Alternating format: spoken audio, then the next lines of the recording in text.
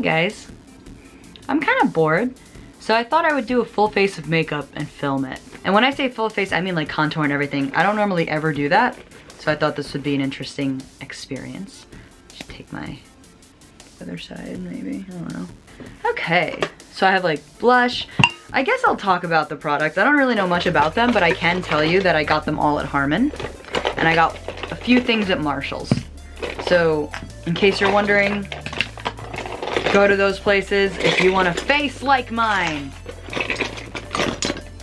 So the only makeup I'm currently wearing is literally a line over my eye just because I wanted to go out today and get some errands done. And normally I don't wear makeup to do errands, but today I was feeling it, so I'm curious to do this especially because I don't actually wear foundation ever. I usually just do like green concealer. This is an interesting video, right? This is where I keep like eyelashes that are currently still in use. Hope this is still acceptable. Oh, it's like a little, like a little bug. Oh, hey, you can see yourself. So first thing, so I don't even know. I don't think I'm gonna talk through this. I think I'm just gonna talk about other things. So what are you guys doing, you know, like with your lives? And I don't really mean that in like a big way. I mean like, what are you doing like, kind of like hobby-wise? Like, did you pick up any new hobbies? I did. I got really into knitting recently. I'm not good at it, but that's okay. You don't have to be good at things to enjoy them. But you can also, like, if you do want to get better at them, you can practice and, you know, improve as you go. You know, there's no shame in that. I also just got really into dancing lately, and like, I mean, random dancing's a lot of fun, but when I say, I mean like for theater, and like I've also just gotten really into Zumba and just kind of dancing on my own and like practicing pirouettes and stuff. I feel like we just hit January 1st practically, and now we're already halfway through the year. Weather's been getting really nice though, at least by me. I'm in New Jersey currently. Anybody in a similar area? What kind of weather are you getting? Are you getting like summery weather? Do you live in a place where you always get summery weather? Do you live in a place where you always get wintry weather? Because if so, I envy you. I love winter. All right. In case you're wondering, this gets rid of my rosacea, pimple redness, all my redness.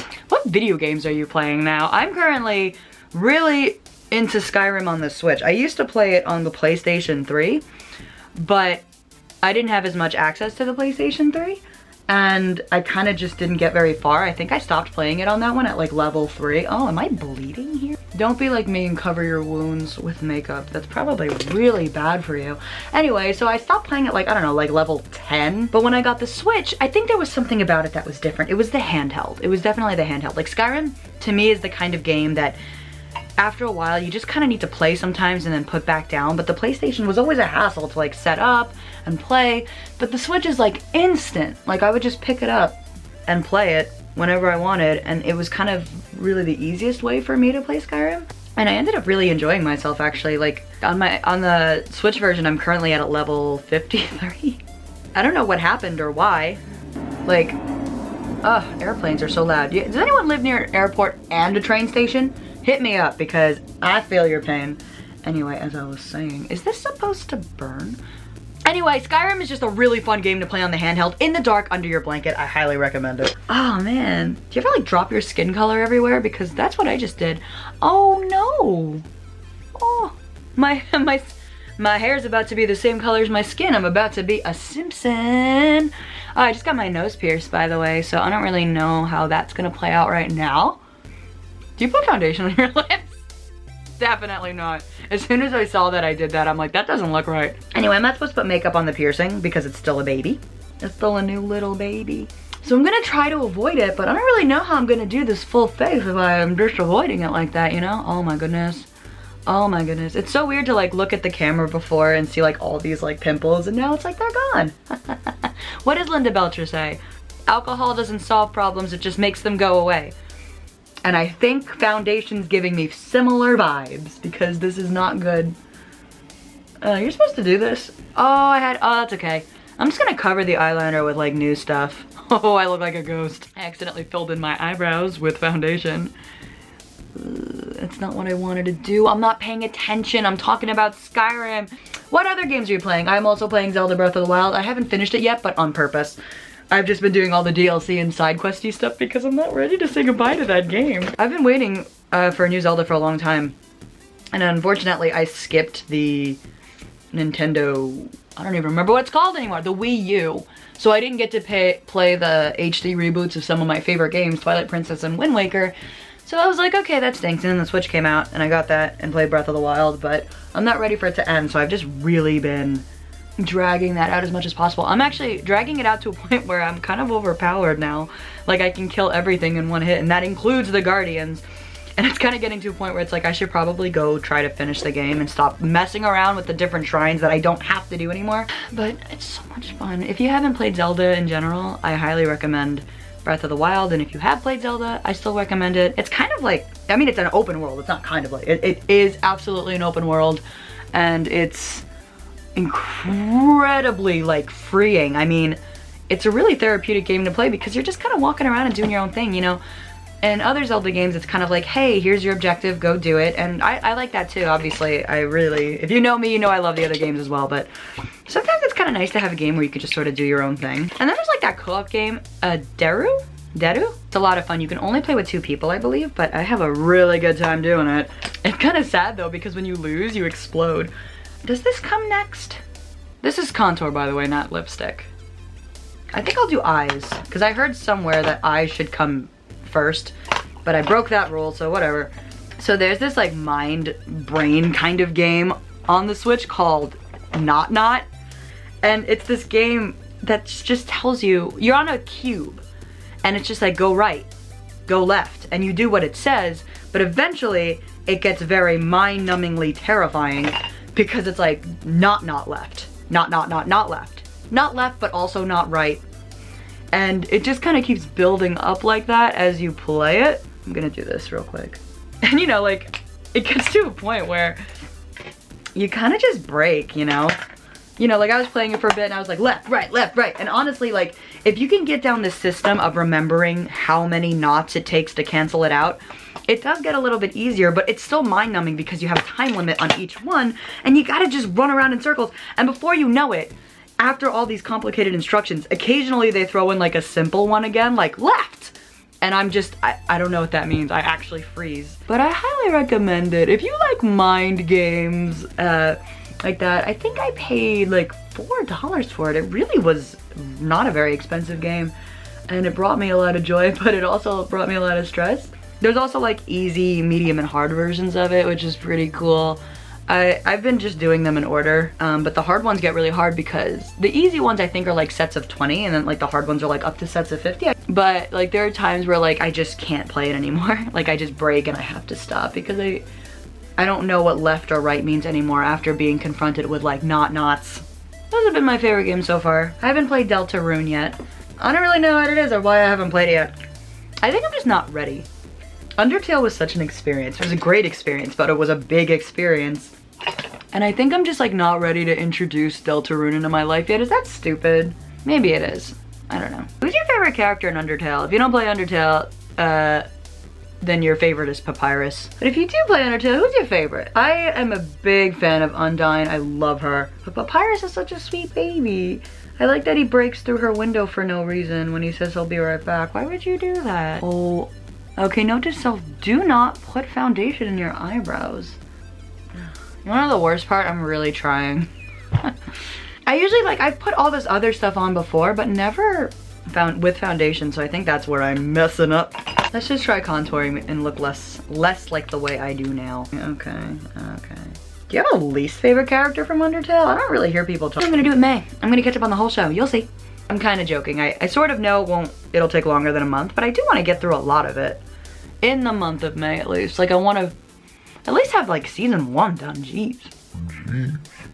It's hard to talk during this part. I think I messed up my lips. I look like I just finished eating ice cream. Rugrats is one of my favorite shows in the history of all time. And every now and then, I just have an urge to do nothing but watch Rugrats. And usually what happens is once I kind of, like, you know, watch a few episodes of Rugrats, suddenly I'm like, I want to watch All Grown Up. And I'm not gonna lie, I do like Rugrats better. It's just, you know, the show that I grew up with and I love it. But All Grown Up is not bad. It's not like a bad spinoff. It's actually pretty funny. I know a lot of people who don't like All Grown Up, and that's totally fine.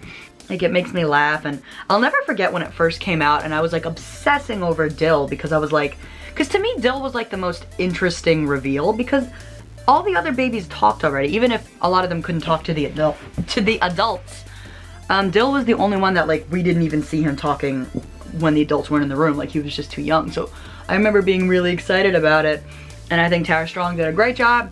And I also was curious to see Dill's personality because a lot of the, you know, Chucky, Phil, Lil, Tommy, like Kimmy, all their personalities came through on All Grown Up, but I didn't know Dill's personality, and they made him like weird, but in a really fun way. I remember like wanting to wear a ski hat like he did all the time because, you know, he made me feel interested in ski hats. I used to have one actually when that show aired, and I did wear it, but I did not have dentures, so I did not attach it to the end. Actually, in All Grown Up, my favorite character might be Lil, which is weird because in the Rugrats, they treat Lil and Phil and Lil. Who says Lil and Phil? They treat Phil and Lil like a package deal. Like, it's definitely clear that in the beginning of the series, Phil and Lil were kind of meant to just be like your very, very stereotypical TV twins. Like, we say everything at the same time. We dress the same. We are robots. But then as Rugrats progresses, they kind of give Phil and Lil their own personalities, which I think is really great because I like seeing the difference between the two. And then in All Grown Up, it just blows up and they are completely different people with different storylines, and I love it. But like later in just the Rugrats series, I noticed that I just kind of actually have different feelings about each Phil and Lil, if that sentence made any sense. You know, it was always like Chucky, Tommy, Phil and Lil.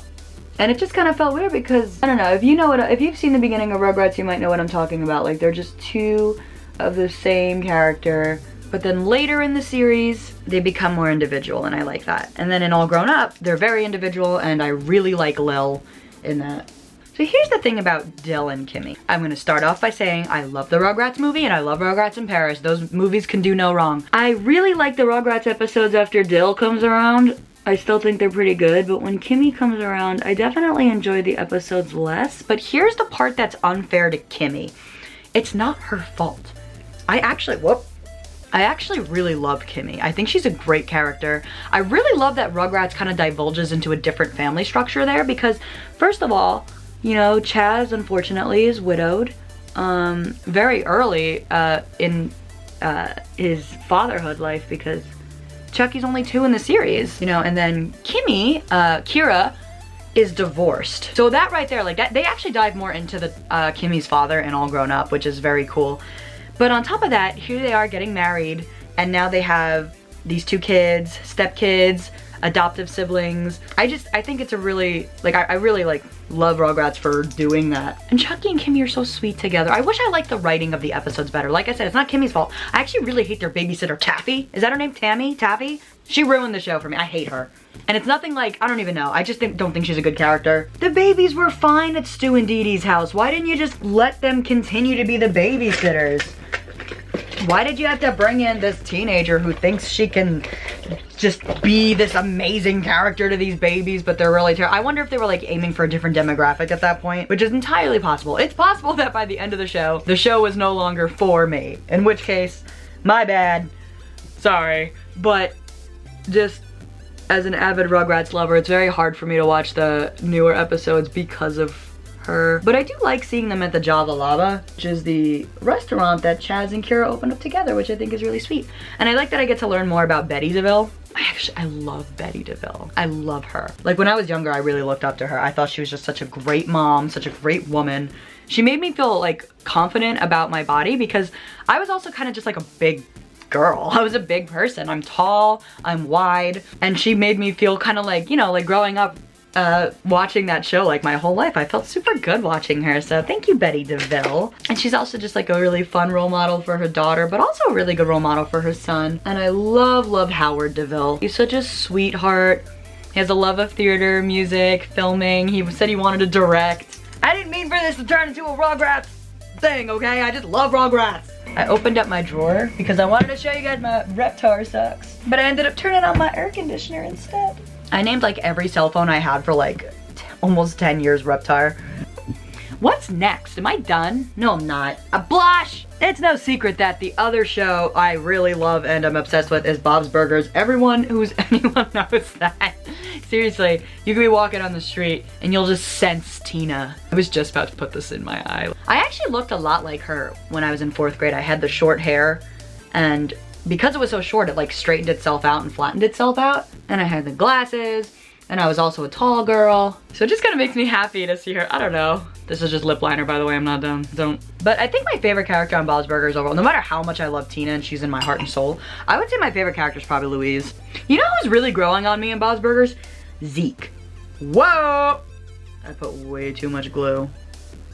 Oh, because in the beginning, it was clear that Zeke was like supposed to be the bully. Like that's definitely the character. It's like Phil and Mel in the beginning. They were supposed to be like a package deal and then they made him individual, which I like better. Zeke was definitely supposed to be like a little bit more of the bully. Kind of, you know, like kind of the annoying, like, ugh, this guy, like jock. You know, stereotypes. Nothing wrong with jocks. Just, he was a stereotype. But like they made him so sweet. Like, he's such a sweet character. I think I like him more than I like Jimmy Jr. Jimmy Jr. is kind of anti-growing on me. He's kind of a jerk. You know the episode, that Thanksgiving episode, where Tina is like in a pink limo, you know? And just, I don't know, I'm not sold on him. And Linda said that recently in an episode, the one where Tina pretends to be a boy to get closer to other boys. The right number of boys for you is more. I mean, Jimmy Jr. has his episodes where he's super sweet. Don't get me wrong, but like the episodes where he's not sweet are just so eye-opening. It's like, One time, I got eyelash glue in my eye so bad, it covered my entire contact lens and I had to throw it out. I'm talking like, I don't even know how it happened. How I got that much in my eye. I mean like, now I can put these on fairly kind of okayly, sort of okay. But there was a time when like, I swear like I might as well have just directly in my eye because I did not know what I was doing. That's pretty okay. That's pretty okay. This is a brand called Anastasia Beverly Hills and it's in Latte. Got this from Marshalls. This is a palette that I learned about from a recent show I was in. Oh, I just closed it. Now it's like not opening ever again. I got it mainly for its like apricot orange colors, but one time I tried this pink color and it looked awful. I don't recommend it, or at least if your skin tone is, well, you can have skin tone similar to mine but different facial structure, maybe it'll work for you. You know what? You wear what you want. I don't even know what I'm saying. Not gonna lie, I turn off my air conditioner when I film and I'm just sitting here dying, covered in lights, covered in makeup I don't need, and I'm just sitting here in sweatpants for some stupid reason. I didn't really adjust my lights properly. Instead of having like one light here and one light here, I just have two. Because I just put them there and I was like, good enough. Is anyone else incapable of putting on like facial sprays without having like a scared reaction? I'll never forget the first time I did it. I was like, okay, like I had to brace myself. And it feels so good too. So it's not even that I don't like the way it feels and I do it anyway. I like the way it feels. I don't know, like bracing myself is just like so difficult with that. And we're done. I finished the look. Let's get the hair doing its thing. Okay. This was fun. We should do more of these. Like just like talkity talk videos where I do something that's just like there, but it's not really the main focus. Or maybe it is. I don't know. If you click this video because of makeup, thank you. And I mean, if you click this at all, thank you. If you don't know how to do makeup, do it anyway. Well, wait, let me rephrase that. If you don't know how to do makeup and you want to, do it anyway. You'll learn with repetition. I just recommend being careful. You could have an allergic reaction, so test on your arm or something or your hands. But other than that, go crazy. I really like this lipstick. Reminds me of chocolate, which makes sense because it's called latte. Or is that what mocha is supposed to be? Has anyone ever glued their eyelash in a way that kind of makes their eye feel not great? Like your eyelid isn't right? I feel like I did that on this side and I don't like it. I gotta say to all you people out there who do a full face of makeup every day, major props to you. This is a lot of work, a lot of patience, but I also feel like a lot of love went into this. Like even though I kind of wasn't paying attention and I was talking, I still feel very proud of it. So really major props to you guys, especially like at the end of the day when the time comes to take it off. That takes a lot of patience. It's actually one of the biggest reasons I don't do a lot of makeup every day. So thanks for joining me on this little boredom adventure. I hope it didn't make the boredom worse. That would be a real shame actually. I hope you guys have a great night. I'm gonna take all this off after I take hundreds of pictures of myself. Okay,